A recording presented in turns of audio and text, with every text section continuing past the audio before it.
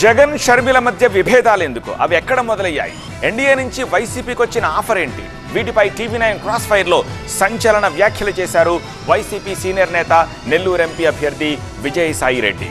ఆయన చేసిన comments AP రాజకీయాల్లో ఇప్పుడు చర్చనీయాంశంగా మారాయి అని ఏమన్నారో చూద్దాం.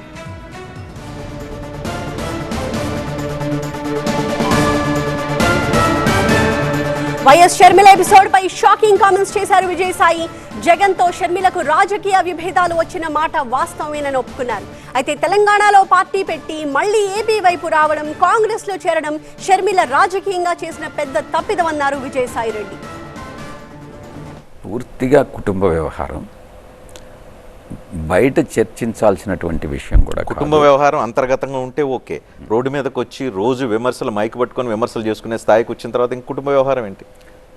రాజకీయంగా షర్మిలమ్మ జగన్ గారితో డిఫర్ అయినటువంటి మాట వాస్తవం.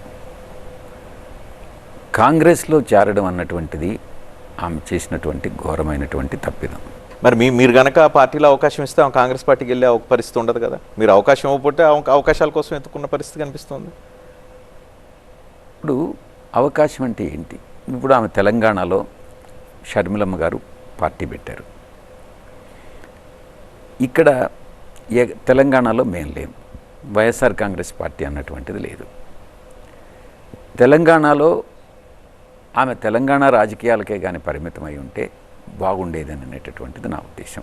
ఎక్కడ తెలంగాణ రాజకీయాల్లో మేము ఆమెను అడ్డుకోవడం కానీ ఆమె మమ్మల్ని అడ్డుకోవడం కానీ ఎక్కడా జరగలేదు. కానీ ఆమె నిలువరించే ప్రయత్నం మీరు అందరు ఉన్నారు, మీరున్నారు, సుబ్బారెడ్డి ఉన్నారు, సజ్జల రామకృష్ణారెడ్డి ఉన్నారు, మీరందరూ ఎవరు ఆమెను నిలువరించే ప్రయత్నం చేయలేకపోయారా, చేసి వైఫల్యం చెందారా?